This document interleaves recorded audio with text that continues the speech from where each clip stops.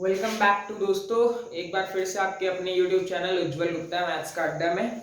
कैसे हो? टर्म 1 की तैयारी अच्छी चल रही है?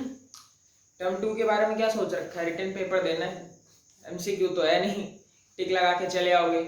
तो टर्म 2 के लिए हम लोग को इंटीग्रेशन यानी कि सेकंड बुक पूरी पढ़नी है और सेकंड बुक की स्टार्टिंग होती है इंटीग्रेशन से। तो आज मैं आप सबके बीच में जो है इंटीग्रेशन चैप्टर स्टार्ट करने से पहले जो फॉर्मूले आपके लिए बहुत हेल्पफुल हो सकते हैं उनकी चर्चा मैं करूंगा। तो आप सबने ट्रिग्नोमेट्री तो पढ़ी होगी क्लास 11th में, उसके कुछ बहुत बेसिक से फॉर्मूले होते हैं जो कि आप सबको बहुत हेल्प करते हैं इंटीग्रेशन को सॉल्व करने में। हाँ यार, सही बोल रहे चीनू, पढ़ाने तो दो, पहले पहले डिस्टर्ब करे दे रहे हो। देखो इधर क्या पढ़ा है, देखो तो यहाँ पर क्या है कि सबसे पहला फॉर्मूला तो ये है sin square theta plus cos square theta is equal to 1। दूसरा फॉर्मूला जो आपको हेल्पफुल है sec square theta minus tan square theta is equal to 1। अरे भाई पढ़ाने तो दे। सबसे पहली बात ये इंटीग्रेशन ही पढ़ाऊंगा मैं, लेकिन थोड़ा सा उसको स्टार्ट तो करने दे। इंटीग्रेशन की फॉर्मूले में मैं तेरे को लिख के बताऊंगा अभी कैसे करना है, लेकिन सबसे पहले उसमें इस इंटीग्रेशन में जिस चीज की हम लोग को जरूरत पड़ने वाली वो तो सीख ले। इसके बाद क्या है, इसके बाद cosec square x, cosec square theta minus cot square theta की वैल्यू भी कितनी होती है आपके पास? 1 होती है। इसके बाद जो मोस्ट इंपॉर्टेंट फॉर्मूला है वो है cos 2a के फॉर्मूले। आपको cos 2a के सारे फॉर्मूले रखने हैं, बहुत इंपॉर्टेंट है भाई, देख ले। तो बाद में कहोगे भैया आपने बताया नहीं, गुरुजी आपने बताया नहीं, सर जी आपने बताया नहीं, और फिर बेड़ा गर्क हो जाता है जरा जरा से फॉर्मूलों की वजह से।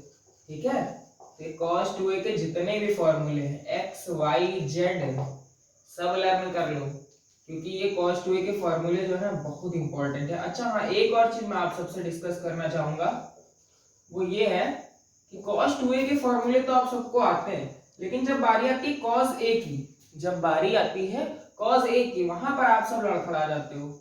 ऐसा क्यों? बताओ बताओ। जब बारी आती है cos a की तो वहां पर आप सब क्यों अटक जाते हो? sin 2a को हम लोग लिख सकते हैं 2 sin a cos a। ये कुछ फॉर्मूले हैं जो आपको ट्राइगोनोमेट्री में बहुत हेल्प करते हैं। अब मैं आपको थोड़ा सा ये बताना चाहता हूँ कि जब आप इन फॉर्मूलों को, ये वाले फॉर्मूले को बहुत ध्यान से समझ लो। ये चीज मैं इंटीग्रेशन स्टार्ट करने से पहले पहला वीडियो, ये लेक्चर 1 टर्म 2 के लिए, लेक्चर 1 टर्म 2 के लिए आपको बहुत इंपॉर्टेंट होने वाला है। थोड़ा सा लंबा चलेगा, फॉर्मूलों का डिस्कशन है यहाँ पर बेसिकली, और कुछ नहीं है। तो फॉर्मूलों का डिस्कशन आप सबको ये आते हैं, बहुत अच्छी बात है, लेकिन अगर आप एक बार रिवाइज करोगे ना मेरे साथ तो आपको बहुत मजा आएगा। आप देखो, अगर हम लोग 2a को हम लोग सपोज कर ले, 2a को कोई भी क्वांटिटी सपोज कर लो, थीटा सपोज कर लो, लेट अस 2a को थीटा सपोज कर लो, तो यहां से देखो क्या बनेगा, cos थीटा बनेगा। तो यहाँ से थीटा की वैल्यू या a की वैल्यू कितनी आएगी? ये क्या इंप्लाई कर रहा है? ये इंप्लाई कर रहा है कि a की वैल्यू थीटा बाई 2 आ रही है। अरे भाई तुम्हारे हेल्प की चीज है, तुम्हारे लिए पढ़ा रहा हूँ, उसको देखो। तो अगर मैं अप्लाई करूंगा, पहला लेक्चर अगर ध्यान से देख लिया ना, ये वाला इंटीग्रेशन का एक भी सवाल अगर फंस जाए ना, तो उज्जवल गुप्ता को कमेंट करके ना बताना, उज्जवल गुप्ता को वहीं से फेंक के मारना, सोल्यूशन इधर से आएगा। ठीक है, यही फॉर्मूले हैं इंटीग्रेशन के। फॉर्मूले तो वही हैं, उनको भी डिस्कस करेंगे, लेकिन जब मैं ये फॉर्मूले पूरे कर लूं तो स्क्रीनशॉट जरूर लेना मेरा भाई। तो देखो cos थीटा का फॉर्मूला क्या हो जाएगा, यहाँ से cos थीटा का फॉर्मूला हो जाएगा, यहाँ से आपके पास जहां जहां 2a है वहां पर आप थीटा रखो, और जहां जहां पर a है वहां पर थीटा बाई 2 रखो इन वाले फॉर्मूलों में। तो ये फॉर्मूला बन जाएगा cos square theta by 2 minus sine square theta by 2। ठीक है, नेक्स्ट cos थीटा का फॉर्मूला क्या बन जाएगा? नेक्स्ट cos थीटा का फॉर्मूला क्या बन जाएगा? ये यार भाई वायर बहुत डिस्टर्ब कर रहा है। आई होप आप सबको मेरी लैंग्वेज से कोई ऑकवर्डनेस नहीं होनी चाहिए। ये बन जाएगा आपका, एंड cos थीटा का नेक्स्ट फॉर्मूला आपका ये बन जाएगा 1 minus 2 sin square theta by 2। 1 बजा हुआ है रात का, आप सबके लिए मैं वीडियो बना रहा हूँ। अब आप कहोगे सर आपको नींद नहीं आ रही थी इसलिए आप वीडियो बना रहे हैं, ऐसा कुछ नहीं है भाई, मेरे को समय नहीं मिल पाता है, मेरी MSc चल रही है, इसलिए मैं आप सबके लिए वीडियोस बना रहा हूँ। तो जब आप ये सारी वैल्यूज इन फॉर्मूलों में अप्लाई करोगे, अभी आप देखोगे कि ये चीजें कितनी हेल्पफुल होने वाली है आपके लिए। यहाँ से आप देखो साइन थीटा इक्वल टू मिलेगा 2 sin theta by 2 dot cos theta by 2। ठीक है, तो ये कुछ जनरल फॉर्मूले थे ट्राइगोनोमेट्री के लिए, और ये ट्राइगोनोमेट्री और इंटीग्रेशन, डिफरेंशिएशन, बहुत सारी जगहों पर ये फॉर्मूले एज इट इज यूज होते हैं। ठीक है, तो इंटीग्रेशन के फॉर्मूलों पर आपकी जितनी कमांड होनी चाहिए इंटीग्रेशन को सीखने के लिए, उससे कई ज्यादा कमांड आपको इन दोनों फॉर्मूलों पे होनी चाहिए, इन सेट ऑफ फॉर्मूलों पर होनी चाहिए, सेट 1 सेट 2। आपको पता है, मैं मेरे टीचर जो पढ़ाते थे मुझे, वीरेंद्र कुमार पुष्पत, वो कहते थे अगर इंटीग्रेशन सीखना है तो पहले ये चीजें सीखो, अगर ये चीजें ऑपरेट करना सीख गए, अरे हाँ राम प्रसाद तुम ही बता रहे हैं, तुम तो समझ ही नहीं रहे हो। ये दोनों फॉर्मूले जो है ना 1 2, यहां से लेकर यहां तक, यहां से लेकर यहां तक, इसका स्क्रीनशॉट ले लो और ये बिल्कुल कॉपी के पहले पेज पर लिख लीजिए आप सब वरना फिर कहोगे यार कैसे होगा इंटीग्रेशन, सर के ऊपर से जा रहा है, सर के पीछे जा रहा है, सर समझ नहीं आ रहा है, बड़े एक्सक्यूज हैं यार तुम 12th वालों के पास। समझो, सीखो, ये चीजें समझ आई। इसके बाद क्या है कि हम लोग को इसके बाद जो है ये इतनी चीजें करने के बाद कुछ और फॉर्मूले देख लेने चाहिए, 3-4 फॉर्मूले। ठीक है, 3 या 4 फॉर्मूले हैं आई गेस। हाँ, तो सबसे पहले आपको एक फॉर्मूला ये आना चाहिए 2 sin a sin b का, ये क्या होता है। फिर 2 cos a cos b का फॉर्मूला आना चाहिए, बहुत जरूरी है। फिर 2 sin a cos b का आना चाहिए, और 2 cos a sin b का। अरे हाँ बाबा, इसको cos b कर लो, इसको sin a कर लो, एक ही सेंस है दोनों का, a करो या b करो, ठीक है, कोई प्रॉब्लम नहीं। उसको समझने के लिए बस इतने फॉर्मूले आपको इंटीग्रेशन करते वक्त बहुत ज्यादा ध्यान में रखने हैं। ठीक है, मार्कर भी साथ नहीं दे रहा, गया जरा कह रहे रात के 1 बज रहा है, तुम पढ़ाने में जुटे हो, बच्चों को भी डिस्टर्ब कर रहे हो, सब कुछ नहीं है, मस्ती कर रहा हूँ। तो 2 sin a sin b का क्या होगा, 2 sin a sin b का होगा cos a minus b minus cos a plus b। मैं बता रहा हूँ, जब मैं लगाऊंगा ना फॉर्मूले तो आपको समझ में आ जाएगा ये फॉर्मूले क्यों इतने इंपॉर्टेंट है और आपको क्यों ये पढ़ने चाहिए। इसका फॉर्मूला ये हो जाएगा 2 cos a cos b का cos a minus b and plus cos a minus b, oh sorry a plus b, और यहां पर आएगा sin a plus b plus sin a minus b, sin a minus b। यहां पर क्या आएगा, यहां पर आएगा sin a plus b minus sine A minus B. And आपको थोड़े से फॉर्मूले यहाँ पर इनके एक्सपेंशन भी लिख दे रहा हूँ, क्योंकि इनके एक्सपेंशन जब आप करोगे तो वापस से आपको ये चीजें मिल जाएंगी, आप करके देख सकते हो। अगर आपने 11वीं क्लास में अच्छे से फॉर्मूले पढ़े, क्योंकि आई गेस कोरोना का टाइम था तो आपने लास्ट ईयर इतने अच्छे से रिकॉल नहीं कर पाई होंगी चीजें, इसलिए मैं एक बार आपको रिकॉल भी करवा दे रहा हूँ। तो यहाँ से जब आप cos a minus b का फॉर्मूला सीखोगे तो cos a minus b का फॉर्मूला क्या होगा, cos a minus b का फॉर्मूला होगा यहाँ से cos a cos b minus sorry plus sine A sine B. अच्छा, कॉस की एक अच्छी खास बात है, ये बंदा अलग ही लेवल पे चल रहा है, जब इसके पास माइनस होगा तो यहाँ प्लस ले आएगा, और जब प्लस होगा तो माइनस ले आएगा, इसकी अलग ही नौटंकी चल रही है। cos a dot cos b minus sine A sine B, इस बंदे को अलग ही है। जब हमको प्लस लगाओगे तो हम माइनस लगाओगे तो प्लस हो जाएंगे, प्लस लगाओगे तो माइनस हो जाएंगे। हमारे पुष्पत सर कहते थे जब हम लोग क्लास में पढ़ते थे, वीरेंद्र कुमार पुष्पत सर, जब हम लोग मैथ सीखते थे, अच्छा हम लोग तो इतने वीआईपी स्कूल में पढ़े नहीं लेकिन चीजें सीख गए लग बाई चांस, तो सिखा रहे आपको। वो कहते थे क्लास में, मेरी आंख की काली पुतली तुम्हारी आंख की काली पुतली में रहती है, तो ऐसा डायलॉग मारते थे ना, डर जाते थे हम लोग, लेकिन क्या करें, उनके डर से मैथ्स तो आ गई खैर थोड़ी बहुत। तो जब आप साइन ए प्लस बी का फॉर्मूला अप्लाई करोगे तो sin a cos b plus cos a sin b, ऐसे करके ना फॉर्मूले याद करते रहा करो। मैं बता रहा हूं, जब तक मैथ्स का साथ रहेगा, ग्रेजुएशन पोस्ट ग्रेजुएशन दुनियादारी ये नहीं छूटने वाला है भाई साहब, ट्राइगोनोमेट्री पीछा नहीं छोड़ेगी, आप चाहे जितना छुड़ा के देख लो, जाओगे आगे ग्रेजुएशन करने तो मेरी बात याद रखोगे ठीक है, तो ये एक्सपेंशन हो गए। और हाँ, थोड़े से 2 फॉर्मूले और बच रहे हैं, sin 3x cos 3x का, तो वो भी मैं लिख दे रहा हूँ, यहाँ पे लिख दे रहा हूँ। तो sin 3x का फॉर्मूला होता है, sin 3x का फॉर्मूला होता है 3 sin x minus 4 sin cube x, और cos 3x का फॉर्मूला होता है, cos 3x का क्या फॉर्मूला होता है, cos 3x का फॉर्मूला होता है 4 cos cube x minus 3 cos x। ठीक है, ये दूसरा पूरा सेट ऑफ फॉर्मूला है, इसका स्क्रीनशॉट ले लो, ये भी बहुत हेल्पफुल होने वाला है। अभी दोस्तों ना मैं भूमिका बना रहा हूं, मैं फिर आपको बता रहा हूं, लेक्चर छोड़ के जाने की जरूरत नहीं है। एक बार सारे फॉर्मूले अगर रिकॉल हो गए, मैं बता रहा हूं इंटीग्रेशन में आपसे अच्छा इंटीग्रेशन कोई सॉल्व नहीं कर पाएगा। इंटीग्रेशन को आप जैसा चलाओगे वैसा ही चलेगा, ठीक है। अरे केटीएम ही है तुम्हारा इंटीग्रेशन। हाँ बाबा, जिसको बुलेट पसंद है उसके लिए बुलेट है, और जिसको केटीएम पसंद है उसके लिए केटीएम है, ठीक है। तो ये फॉर्मूला का स्क्रीनशॉट ले लो। असल में रूम में इतनी जगह नहीं हो रखी होती कि मैं वीडियो बोर्ड के साथ साथ वीडियो को भी मैनेज कर पाऊँ, तो अगर थोड़ा बहुत ब्लर हो रहा है तो फिर उसके लिए माफी चाहता हूँ। मैं इसको रफ कर दूं क्या? स्क्रीनशॉट ले लिए? हाँ भैया, हम तो भूल ही जाते हैं, आप लोग बहुत ज्यादा होशियार हो रखे हो कोरोना की वजह से, सवालों से ज्यादा फोन को चलाते हो। सही है, स्क्रीनशॉट उतार भी लिया करो कॉपी में। उसके लिए भी कहना पड़ेगा कि भैया स्क्रीनशॉट उतार लो। अब देखो नेक्स्ट चीज क्या है, नेक्स्ट चीज है ITF. ITF inverse trigonometric functions के भी कुछ फॉर्मूले हैं, उनको भी जरा रिकॉल कर लेते हैं, क्योंकि वो भी यहाँ पर उतनी ही मदद करने वाले हैं आपकी जितने की यस ट्रायगोनोमेट्री ने करी थी। तो आइए देखते हैं। अच्छा, अब मैं थोड़ा सा एक चीज करने जाऊंगा, 2 sin इनवर्स x का एक फॉर्मूला होता है। ओहो, 2 tan इनवर्स x के आपको सारे फॉर्मूले याद रखने चाहिए। एक होता है sin इनवर्स 2x अपॉन में 1 प्लस एक्स स्क्वायर। एक होता है 2 tan इनवर्स x का फॉर्मूला क्या होता है, cos के टर्म में cos inverse 1 minus x square. मैं बता रहा हूं जिस समय मैं इंटीग्रेशन स्टार्ट करूंगा, आज तो स्टार्ट ही करूंगा क्योंकि आज 7.1 ही हो पाएगी, इतना लंबा लेक्चर नहीं खींच सकते। लेकिन हाँ, जिस दिन भी ना इस वाली एक्सरसाइज पे पहुंचेंगे उस दिन आप कहोगे यस सर मजा आ गया।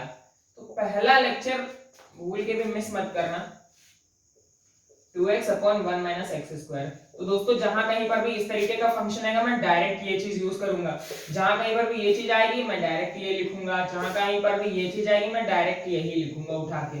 तो वहां पे सरप्राइज मत हो जाना गुरुजी कहां से उठा लाए, ठीक है। अब आते हैं अपने टॉपिक इंटीग्रेशन पे। इंटीग्रेशन क्या होता है, क्यों होता है, इसके पीछे की पीएचडी करनी हो तो पीएचडी उसके लिए बनाई गई है। ग्रेजुएशन में आपके पास अच्छे अच्छे प्रोफेसर्स मिलेंगे, उनसे मिलके पूछना जाके इंटीग्रेशन क्या होता है। अभी आपकी पहली प्रायोरिटी ये है कि आपको वहां पर जाना है, एग्जाम में लिख के आना है, अच्छे मार्क्स लाने। एक बार मार्कशीट बन गई तो अक्वायर करते रहना जितनी भी चीजें अक्वायर करनी है, ठीक है। ओके सर आप क्या बेतुकी की बातें बता रहे हो, लोग कहते हैं नॉलेज के पीछे भागो, और एंचो अपना कहता था एक्सीलेंस का पीछा करो, सक्सेस झक मार के पीछे आएगी। भाई वो रेंचो था हम लोग 12th बोर्ड्स के स्टूडेंट्स हैं, ठीक है। तो देखो अब इंटीग्रेशन के फॉर्मूले स्टार्ट करने से पहले बढ़िया अच्छे से लिख लेते हैं। इंटीग्रेशन इसके फॉर्मूले हम लोग को सीखने, बहुत ज्यादा टफ नहीं है फॉर्मूले, छोटे छोटे फॉर्मूले हैं, छोटे। तो क्या है फॉर्मूले में, पहला फॉर्मूला है अगर x की power n dx is equal to x की power n plus 1 upon n plus 1, ये पहला हो गया। अब दूसरा फॉर्मूला है, दूसरा फॉर्मूला क्या है, e की power x is equal to e की पावर x। अच्छा, e की पावर x का एक अलग ही चूसला है, इनका भाई साहब का आप डिफरेंशिएशन करो और चाहे कर लो इंटीग्रेशन, ये भाई साहब नहीं बदलने वाले, इनसे बदलने के लिए मत कहो। ये भाई साहब जाड़ा हो, गर्मी हो, सर्दी हो, बरसात हो, ये अपनी e की पावर x ये अपनी अलग ही ऐठन में, इनसे नहीं बदलने के लिए कहो, हाँ ना। तो भाई साहब क्या करना है आपको, फॉर्मूले हैं इसके साथ एक कांस्टेंट भी लगा लो, क्योंकि आप ये डेफिनेट इंटीग्रेशन नहीं कर रहे हो। तो जब डेफिनेट इंटीग्रेशन करेंगे तो ये चीज भी क्लियर हो जाएगी आपकी, यहाँ पे c क्यों आ रहा है। तीसरी चीज आपके पास होता है a की पावर x dx का फॉर्मूला, वो क्या होता है a की power x log e a plus c plus c plus c। अच्छा, यहां पर ना एक खूबसूरत सा रिलेशन लिख लियो कि dx का इंटीग्रेशन x होवत है, dy का इंटीग्रेशन y होवत है, dz का इंटीग्रेशन z होवत है। अभी ये कैसे होवत है इसका डिस्कस करी थी हम तुम्हारे साथ, ठीक है। तुम लोग परेशान ना, टर्म टू में आगे लगा के रखियो तुम लोग मैथ के पेपर में, सारे एक एक लेक्चर अपलोड कर देंगे एक बार। ठीक है, ये लेक्चर नंबर 1 है। ये का ध्यान रखो, ठीक है।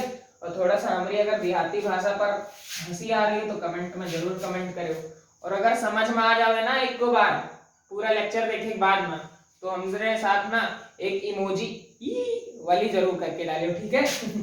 चलो आगे देखो, चौथा फॉर्मूला है कि भैया साइन एक्स dx का जो इंटीग्रेशन होता है वो होता है माइनस कॉस एक्स प्लस सी।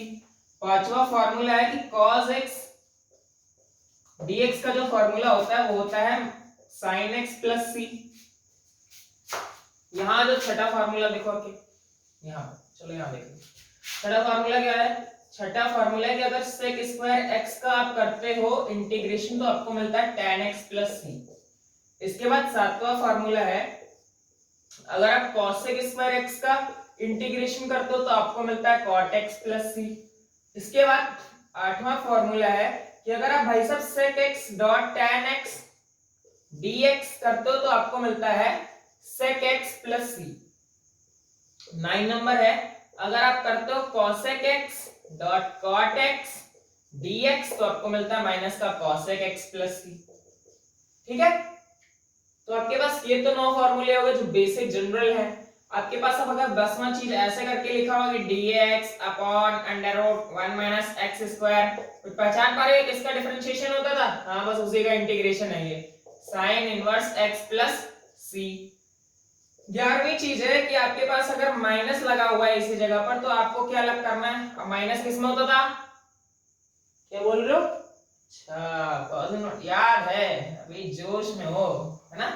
चलो कोई नहीं, चलते चलते मेरे ये फॉर्मूले याद रखना, इंटीग्रेशन की है ये कहानी, याद कर लो जवानी।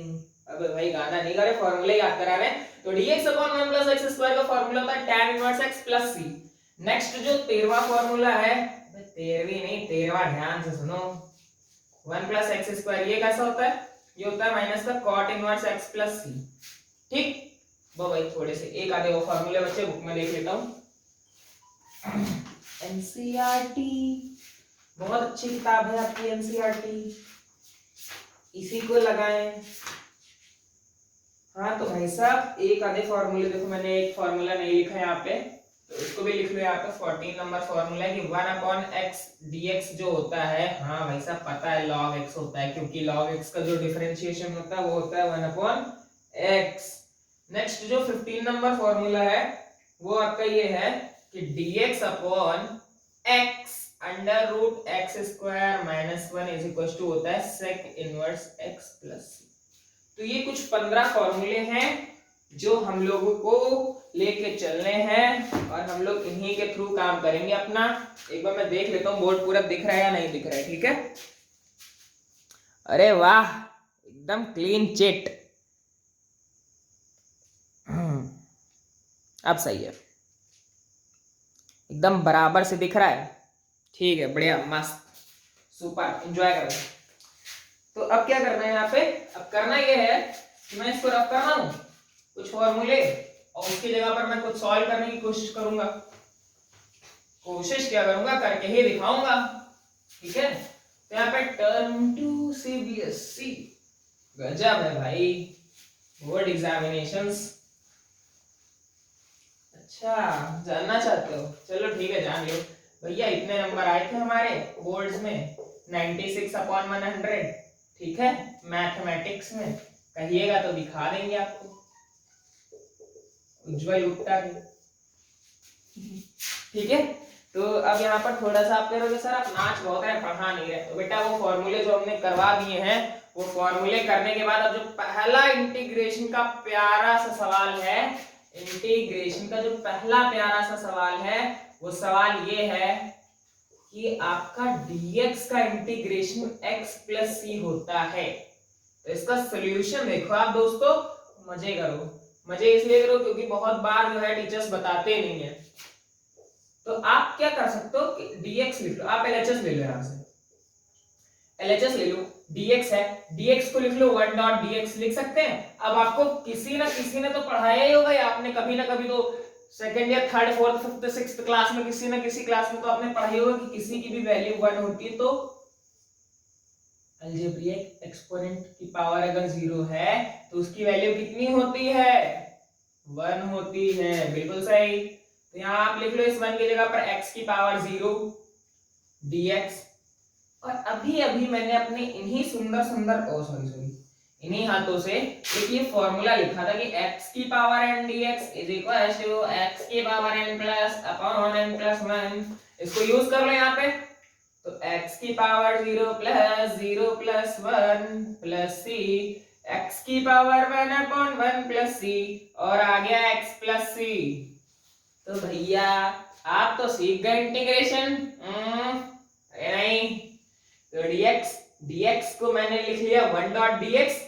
1 क्या होता है? 1 किसी की भी पावर जब 0 होती है तो उसकी वैल्यू 1 होती है, वो आपको यहाँ पर रख लेनी है। तो x की पावर 1 अपॉन 1 तो x प्लस c हो जाएगा। पहला इंटीग्रेशन का ये फॉर्मूला है। अभी कई जगह हम लोग इसको यूज करेंगे तो आप ये फॉर्मूला ही भेजो, बैठा लो कि dx को जो है x प्लस c कैसे लिखते हैं। ठीक है, अब नेक्स्ट चीज क्या है वो देखते हैं। अभी एक्सरसाइज 7.1 पे नहीं आऊंगा मैं। सोच रहे हो कि एक्सरसाइज 7.1 करवा दो और जल्दी जल्दी से एनसीईआरटी हो जाए। अबे भैया एनसीईआरटी करनी है ना तो एनसीईआरटी कर लेंगे, अभी करेंगे। देखो पहले छोटी छोटी चीजें समझ लो, भागो मत। अब जैसे कि है लिखा हुआ है x की पावर 7 अपॉन, ओह चलो एक अच्छा सा रिजल्ट कराते हैं। पहले आप दूसरी प्रॉब्लम अपनी कॉपी में ये नोट करना, dx upon under root x का डिफरेंशिएशन इंटीग्रेशन क्या होगा। ये एक अच्छा सा सवाल है। तो आप एक चीज बताओ, आपने सीख रखा होगा, आपके टीचर्स ने बताया होगा आराम से बिल्कुल सस्ते वाले तरीके में कि d of dx under root x क्या होता था? वो होता था 1 अपॉन 2 रूट x। ऐसा ही है ना? ऐसा ही है ना? बिल्कुल ऐसा ही है ना? हाँ तो भैया जस्ट इसका अपोजिट है। अगर ये है तो इसका आंसर आएगा 2 रूट x प्लस c। कैसे कैसे? बहुत कुछ। तो चलो पूछ लिया तो बता ही दे रहे हैं कि dx अपॉन इसको लिख सकते हैं x की पावर हाफ। लिख सकते हैं? बोलो भैया बिल्कुल लिख सकते हैं। अब क्योंकि इस तरीके का तो आपने फॉर्मूला कोई पढ़ नहीं रखा है, क्या बोल रहे हो? dx अपॉन x नहीं भाई, इसका तो log x होता है क्योंकि यहाँ पे पावर लीनियर है। ऐसे नहीं, इसको आप ऊपर ले जाओ तो क्या बनेगा साहब? x की पावर -1/2 dx बनेगा। बोलो बन जाएगा साहब। अब साहब अभी थोड़ी देर पहले काम किया था कि x की power n dx is equal to x की power n plus 1 upon n plus 1। पता है भाई साहब आप सब लोग सीख चुके हो ये सारी चीजें, पर रिवीजन करने में क्या आ जाता है। अभी जब ये डायरेक्ट रिजल्ट यूज करेंगे फिर कहोगे भैया कहाँ से लिख दिया आपने, सर कहाँ से लिख दिया आपने, कहोगे ना। आप एक लिए करवा रहे हैं, जब इसको सॉल्व करोगे तो कितना मिलेगा? 1/2। अरे वाह, सीधे से जवाब देना सीख गए ना। चलो कोई नहीं, ये 2 ऊपर आ जाएगा, ये पावर हाफ लिखी हुई है तो ये रूट बन जाएगी। तो ये दो रिजल्ट बहुत अच्छे से दिमाग में बैठा लो कि जब कभी भी हम लोग सवाल करेंगे और रूट एक्स वहां फंस गया डिनोमिनेटर में तो चुपचाप से इसी तरीके से कर देंगे। ठीक है, अब करो एक्सरसाइज के सवाल। अभी एक्सरसाइज के सवाल करने में मजा आ जाएगा बिल्कुल कायदे से। ना है ना तो मेरा ही नाम बता कर देना। उज्जवल ने पढ़ाया था, कुछ सिखा नहीं पाया बेचारा। अबे तुम देखो इंटीग्रेशन हमसे पढ़ रहे हो, सिखा देंगे तुमको एकदम कायदे से। पहली एक्सरसाइज करनी है ना, आओ कराते, आओ सीखो। चलो पहली एक्सरसाइज का पहले ही सवाल से स्टार्ट करते हैं। डिफरेंशिएशन सीखे हो कि नहीं? एक्सरसाइज 7.1 सवाल number 1, integration of sin 2x निकालना है dx। भागो नहीं, सीखो, उठ के ना भागो ना, सीखो, मजा आएगा। कैसे करना है इसको वो देखो। इसको करना है आपको, sin 2x dx दे रखा है तो आपने क्या पढ़ रखा है? आपने पढ़ रखा है, बोलोगे सर हमको तो आपने ये बताया है, ये तो बताइए नहीं किया है। तो बेटा जब तक इस फॉर्म में आप ला नहीं लोगे इसको, आप डायरेक्ट इसको अप्लाई नहीं कर सकते। हाँ आपके कुछ टीचर्स होंगे डायरेक्ट बोलेंगे बेटा इसको लिख लो माइनस का cos 2x upon 2 plus c। ये कैसे आता है ये सीख लो थोड़ा सा, अभी काम आएगा आपके। इसका फॉर्मूला क्या होता है? इसका फॉर्मूला होता है माइनस का cos x प्लस c, ये फॉर्मूला होता है। अब एक काम करो, आप काम ये करो, थोड़ा सा रफ वर्क कर लो या फेयर की ही तरह कर लो। ये 2x है, 2x है ना, इस 2x को t सपोज कर लो, इस 2x को t सपोज कर लो। इंटीग्रेशन सीखने से पहले, बहुत अच्छे से भागने से पहले, थोड़ा सा आपने देखा होगा जब जॉकी लोग जो है घोड़े को दौड़ाने वाले होते तो थोड़ी देर ऐसे ऐसे करके उसको सहलाते हैं, ऐसे करके हाथ रख के कि बेटा अभी तेरी बलि का बकरा बनने वाला है, तू दौड़ ले, तेरे को दौड़ना है, अभी तू दौड़ ले, ये कर ले वो कर ले। जैसे बकरे की बलि जब चढ़ाई जाती है बेचारे बहुत कस के आराम से सहलाया ऐसे लिया जाता है, मारते चक होता है ना, तो वही चीज यहाँ पे थोड़ी सी होने जा रही है। तब 2x को क्या सपोज कर लो, 2x को अब t सपोज कर लो, और यहां से इसका डिफरेंशिएशन कर लो x के रिस्पेक्ट में। अभी बताता हूँ कैसे क्या होने वाला है, बस थोड़ा सा कंसंट्रेशन रख लो। तो 2 डिफरेंशिएशन करना याद रख लो x के रिस्पेक्ट में। x का डिफरेंशिएशन पढ़ के आप फर्स्ट टर्म में बताओ क्या होता है। अच्छा, x का डिफरेंशिएशन याद है, सही है, तो अच्छे से पढ़ के आओगे तो यही होगा, बेस मजबूत होगा, तुरंत चीजें सीख जाओगे। x का डिफरेंशिएशन होता है 1, तो ये आ गया 2 dt अपॉन dx। अब एक काम करो, dx की वैल्यू निकालो। dx की वैल्यू कितनी है, dx की वैल्यू है dt अपॉन 2, dx की वैल्यू कितनी है dt अपॉन 2। ऐसा करने के पीछे का उद्देश्य केवल और केवल ये है कि हमें यहाँ पर साइन के पेट में जो एंगल दे रखा है और ये जो ऑपरेटर दे रखा है कुछ इस तरीके का टर्म बनाना है।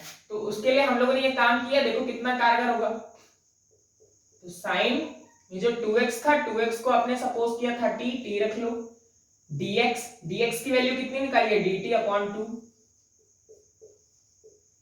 तो आपके पास ये जो 1/2 वाला टर्म देख रहे हो ना, ये कुछ एक्स्ट्रा टर्म है, तो इसको बाहर लिख लो। जो कांस्टेंट टर्म होते हैं वो इंटीग्रेशन ऑपरेटर के बाहर रख देते हैं। अब बताओ भैया, यहाँ x dx है तो cos x हो जा रहा है, यहाँ t dt है sin t dt, तो यहाँ पे क्या हो जाएगा, बन गया ना, पता था भाई बना देगा। आप लोग इतनी मेहनत से पढ़ते हो तो कैसा नहीं होगा, आप लोग करो सवाल।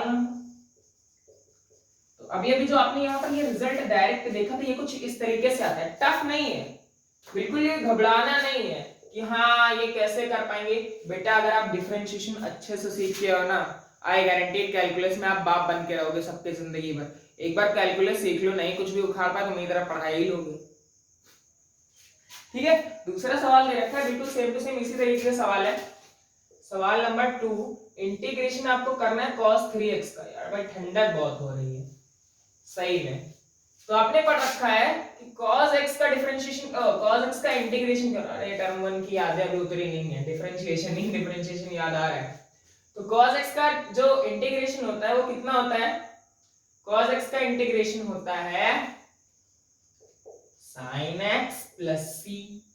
अभी तो आप बोलोगे भैया ये 3x है, सर ये 3x है, अभी कैसे कर ले। तो बेटा करना कुछ नहीं है, सेम काम यहां पर भी करना। आप इस 3x को t सपोज कर लो। आप इंटीग्रेशन के बारे में एक अच्छे से चीज सीख लो, जब तक आपको फॉर्मूले की तरह सवाल दिखने न लगे एज इट इज, आप फॉर्मूला नहीं अप्लाई कर सकते। ठीक है, तो आपने क्या किया, आपने 3x को t सपोज किया। अब क्या करना है, सेम काम, इसका डिफरेंशिएशन कर लो x के रिस्पेक्ट में दोनों साइड का। तो यहां से x का 1 हो जाएगा, बिल्कुल सही, सीख रहे हो, अच्छे से पढ़ के आया हो, टर्म 1 है ना।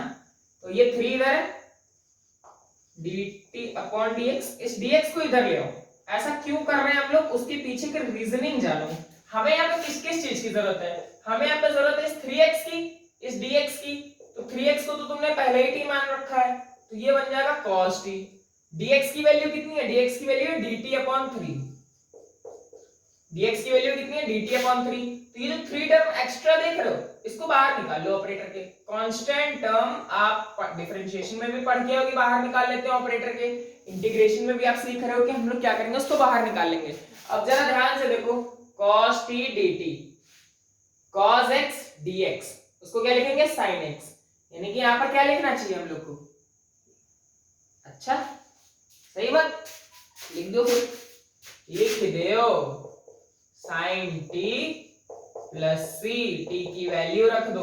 अच्छा एक चीज समझ लो आप, यहाँ से थोड़ा सा मैं आपको जनरलाइज कर दूं इन चीजों का, जब कभी भी आपके पास इस तरीके की प्रॉब्लम्स आने वाली है तो आप कैसे इसको सॉल्व करोगे। तो जनरलाइज यहाँ पर ये मैं बताने जा रहा हूं कि जब कभी भी आपके पास, यहाँ पे लिख लो इसको डब्बे में ऐसे पैक करके, जब कभी भी आपके पास आएगा साइन ax dx तो इसका इंटीग्रेशन होगा माइनस का cos ax अपॉन a। जो चीज भी इंटीग्रेशन में जो ट्राइगोनोमेट्रिक फंक्शंस होते हैं उनके साथ एक्स्ट्रा मल्टीप्लिकेशन में होती है वो चीज डिवाइड में चली जाती है। सेम एज जब आप डिफरेंशिएशन करते थे sin ax का तो आपको मिलता था a cos ax, यानी कि जो चीज एक्स्ट्रा होती थी वो मल्टीप्लाई में आ जाती थी। इंटीग्रेशन में इसका जस्ट अपोजिट होता है। 2 क्वेश्चंस करने के बाद आपको पता चला इंटीग्रेशन में जो चीजें आप करते हो, जो चीजें आपके पास ट्राइगोनोमेट्रिक फंक्शंस के पेट में एक्स्ट्रा होती हैं, मल्टीप्लिकेशन में होती है, वो कहां पर आ जाएंगी? डिवाइड में आ जाएंगी। अभी आपने cos वाले फंक्शन के साथ भी देखा, ये कितना आया? sin ax upon a plus c आया ना। तो ये जनरलाइज तरीके है। अगर मैं आपसे यहाँ पर एक डायरेक्ट क्वेश्चन पूछूं कि आप बताओ भैया sin 5x dx कितना होगा, तो आप सीधे बोलोगे सर क्या बकवास कर रहे हो, cos 5x upon 5 plus c, ठोक दो। तो करोड़पति का सवाल नहीं है, इसी का सवाल है, ऐसे ही लगेंगे। ठीक है, तो ये दूसरा सवाल था जो कि आपने सीखा अभी, ये दूसरा सवाल था ये वाला। और जनरलाइज करने के बाद चीजों को आप बहुत अच्छे से सीख पाओगे। हाँ, एक और चीज कि आप ये फॉर्मूला जो देख रहे हो ये केवल इसी के साथ सीमित नहीं है। सॉरी फ्रेंड्स, अगर आप e की पावर ax dx निकालोगे तो आएगा आपके पास e की power ax upon a plus c। अगर आप आएगा कोई और एक टर्म बताओ। हाँ, जैसे कि लिख लिया sec स्क्वायर 5x dx, तो आपके पास आएगा tan 5x और 5 जो मल्टीप्लाई में वो डिवाइड में चला जाएगा। ठीक है, इस तरीके से। तो आपके पास ये कुछ फॉर्मूले हैं जो कि आपको जो है इस्तेमाल करने हैं।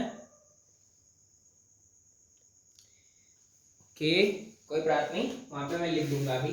तो ये दोनों तरीके आपको समझ में। अच्छा हाँ ठीक है, एक सवाल ये मैं आपको बता दूं कि अगर कभी भी आपके पास ये इस तरीके के सवाल जो है वेरी शॉर्ट में आते हैं तो आपको इस तरीके से फुल्ली करके दिखाना है।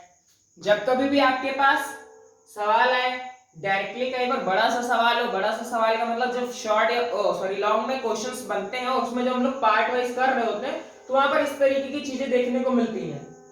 तो वहां पर क्या करना है आपको, वहां पर ये सारी चीजें आप डायरेक्ट अप्लाई करोगे। वहां पर आप क्या करोगे, ये सारी चीजें डायरेक्ट अप्लाई करोगे। ठीक है, तो डरना बिल्कुल नहीं इंटीग्रेशन से। इंटीग्रेशन कोई बहुत बड़ी चीज नहीं है, जैसे आपने अभी तक की सारी पढ़ाई करी वैसे ही इंटीग्रेशन भी है आपका। और हाँ, प्लीज आप ये मत सोचिएगा कि ये क्या करा रहे हैं या क्या नहीं करा रहे हैं। जो करा रहा हूं मैं पहले लेक्चर में, ये पहले आपके लेक्चर जो है वो आपका भूमिका है पूरा। इसको आप अगर समझ गए बहुत अच्छे से तो इंटीग्रेशन मैं गारंटी लेता हूं कि आप बहुत अच्छे से सीखोगे और एक भी प्रॉब्लम आप देखते हो उस पर झपट पड़ोगे। अभी तो फिलहाल हम लोग ने 2 प्रॉब्लम्स करी हैं, तीसरी प्रॉब्लम हम लोग के पास ये है e की पावर 3x dx। क्या बोल रहे भाई, समझ आ गया क्या? अच्छा, e की power 3x upon 3 plus c, अरे नहीं ये आंसर है। अच्छा, इतना क्रेज, इतना अच्छा पढ़ा दिया। एक तार बहुत डिस्टर्ब कर रहा है, असल में इसकी लीड है छोटी, तो आप उसको माइंड मत करना इतना ज्यादा। ये चीज देख रहे हो, इसका डायरेक्ट आंसर ये आएगा। आप तो समझ ही गए होगे कैसे क्या करना है, कैसे करना है। जल्दी जल्दी बोलो बोलो, राम श्याम मेरे करण अर्जुन बोलेंगे। 3x को t मान लिया, let 3x is equal to t, क्योंकि हमारे पास इसका जो फॉर्मूला होता है, सिंस वी नो दैट, क्या हम जानते हैं, जानते बहुत है। अच्छा, एक बात बहुत अच्छी है कि हम जानते बहुत है मैथ्स में, यही फॉर्मूला होता है ना। यहाँ पर तो कहीं 3x दिख भी नहीं रहा है, तो इस 3x को हटाना पड़ेगा। तो 3 आप इसका दोनों साइड डिफरेंशिएशन कर लो इसी तरीके से। तो इस x का डिफरेंशिएशन कितना आएगा? अच्छा भाई साहब 1 आएगा, लिख लो इधर dt अपॉन dx। इसको हम लोग बोलते हैं इस मेथड को सब्स्टिट्यूशन मेथड, जो कि असल में एनसीईआरटी कुछ बुक ना मेरे को डिजाइन गलत लगती है।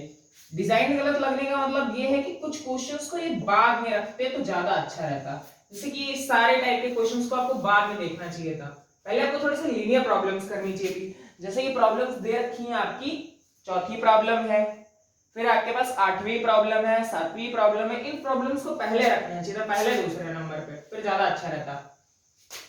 तो आपने अभी इस क्वेश्चन में क्या किया, आपने 3x को t मान लिया है और dx की वैल्यू भी आपने निकाली है dt/3, इसमें अप्लाई करो, देखो कितना बनेगा, तो e की पावर बन जाएगा t dt/3, तो ये 1/3 बाहर निकाल लो, e की पावर डॉट dt, तो e की पावर t, अब e की पावर x dx का इंटीग्रेशन कितना होता है, e की पावर x प्लस c, तो e की पावर t का इंटीग्रेशन कितना है, e की पावर t ही रहेगा। एक्सपोनेंशियल टर्म का डिफरेंशिएशन इंटीग्रेशन बहुत डीट होता है, ये चेंज नहीं होता है, प्लस सी, और t की वैल्यू रख लो, तो t की वैल्यू कितनी आई, t की वैल्यू है 3x प्लस सी। हाँ बेटा एक एक सवाल करवा दूंगा, बिल्कुल ना परेशान हो, इस बार मैंने बीड़ा उठाया तो मैं पूरा ही पूरा करवाऊंगा, एक भी चीज बीच में से छोड़ के नहीं जाऊंगा। चौथा सवाल देख रहे हो, चौथा सवाल क्या कह रहा है, चौथा सवाल कह रहा है ax प्लस b का होल स्क्वायर। अच्छा ठीक है, इसको करने के दो तरीके हैं, ठीक है, इसको करने के दो मेथड है, कितने मेथड है, दो मेथड है। एक मेथड ये फर्स्ट मेथड जो आपका एनसीईआरटी में आंसर मैच कर रहा है वो वाला मेथड अप्लाई कर लेना, ठीक है।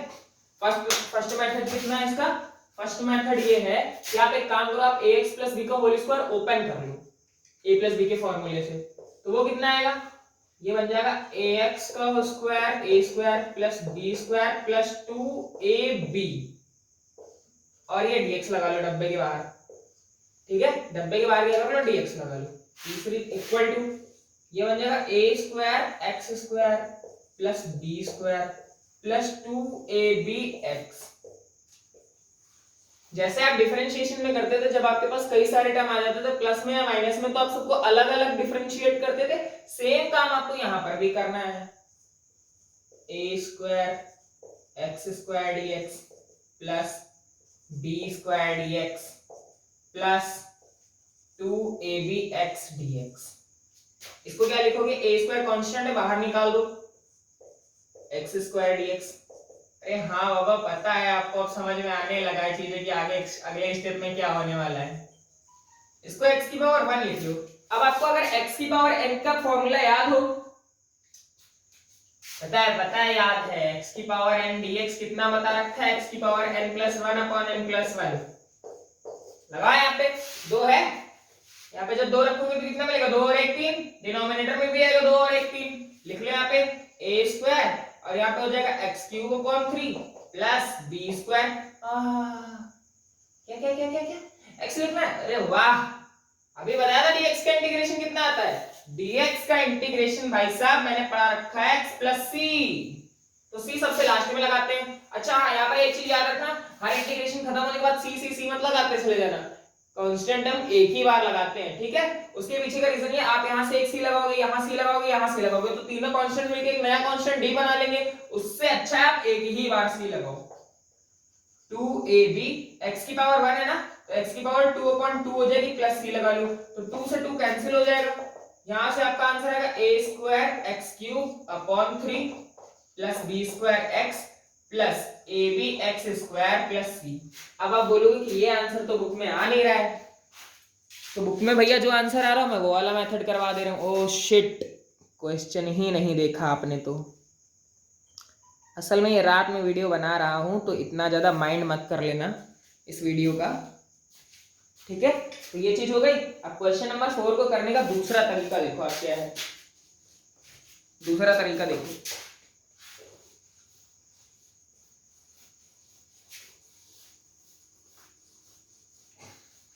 जो फॉर्मूले मैंने पढ़ाए हैं ट्राइगोनोमेट्री के, तो दूसरी एक्सरसाइज से ऐसे यूजफुल होंगे फर्स्ट एक्सरसाइज से भी। ये आपके पास पहला मेथड आया, आपको दिख रहा है ना बराबर, मैं देख लूं एक बार, चेक कर लूं, हाँ बिल्कुल बराबर दिख रहा है। दूसरा मेथड देखो यहाँ पे क्या, second method alternate method. Answer आपका ये भी सही है, आंसर आपका जो अब आएगा वो भी सही है, तो आप इस चीज से बिल्कुल निश्चिंत रहिए कि आपका नंबर एक भी कटने वाला है, क्योंकि आप लोग सवाल करने से ज्यादा नंबर कटने की चिंता लेके रखे हो। अब यहाँ से हम लोग इसको t लेट कर लें, सब्स्टिट्यूशन मेथड अप्लाई करें, ax plus b is equals to t, दोनों साइड का डिफरेंशिएशन कर लो, बिल्कुल सही बात है। तो a d of dx x plus d of dx b। अगर आपने बहुत अच्छे से फर्स्ट टर्म में डिफरेंशिएशन सीखा है, आई बेट यू, मैं शर्त लगाता हूँ आपसे अच्छा इंटीग्रेशन कोई नहीं कर सकता। हाँ भाई, आप ही से कह रहा हूँ। x का डिफरेंशिएशन 1 कांस्टेंट का डिफरेंशिएशन 0 इज इक्वल टू कितना बना dt अपॉन dx, ये इधर से लेफ्ट हैंड साइड में 0 dt अपॉन dx, इस dx को इधर ले आओ क्योंकि आपको dx की जरूरत है, dt अपॉन a। अब आप बोलोगे सर आप dx की वैल्यू निकालते हो, तो बेटा यहाँ पे हम लोग को रिप्लेस